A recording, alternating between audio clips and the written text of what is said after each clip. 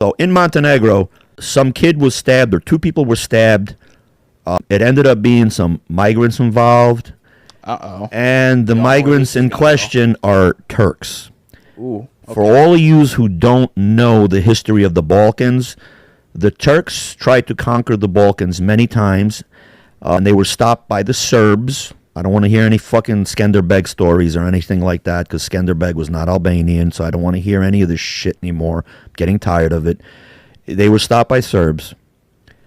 In the final battle of Kosovo in 1389, they again came full force, and I think it was 25,000 Serbs versus like 90,000 Turks. It was a draw.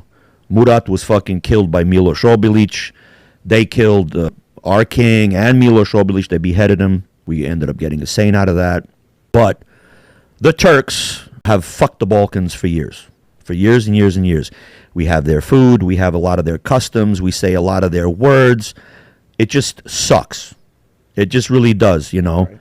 So we finally got free of them. Greece got free of them in the 1800s. The Serbs kicked them the fuck out. Montenegro was one of the few areas, because of the mountainous region, that never really had a Turkish occupation or a problem. What ended up happening was every time they came in, fucking Montenegrins up on the mountains, and they started shooting down and killing the Turks. Turks couldn't come in.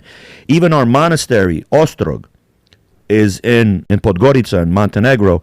Ostrog was carved out in the mountain. So there was like this one path that you had to climb up to get to the mountain, and that's where Christianity was preserved. There's a lot of things about Ostrog, you know, the saint that passed away, Sveti Vasilia, Saint Basil of Ostrog.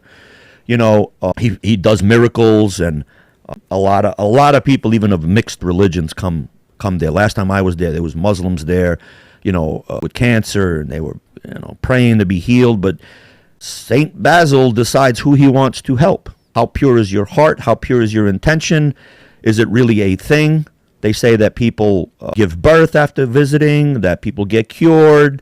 There's stories where people are cured and then they fucking renege and say, oh, I shouldn't have, because you're supposed to leave something behind. Yeah. So there's one story in particular that says this lady, her daughter, she had some kind of disease, and I don't know what it was. She couldn't walk or some shit. And she, you know, she got cured. She went there and she prayed, and she gave some gold chain. She threw it on that tree that's growing out of the mountain, that one fucking rose tree. And after the next day, she comes home and the daughter's walking. And she's like, oh, my God, thank God, you know, thank you, St. Basil, this and that. But in the same sentence, she goes, I gave up a gold chain. I shouldn't have gave up that gold chain. Yeah. So the daughter walked that whole day. And then the next day, they wake up and the daughter's again, like, she cannot walk. She can't move.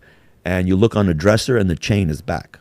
The chain was delivered, like, in the night, like, you know. Yeah.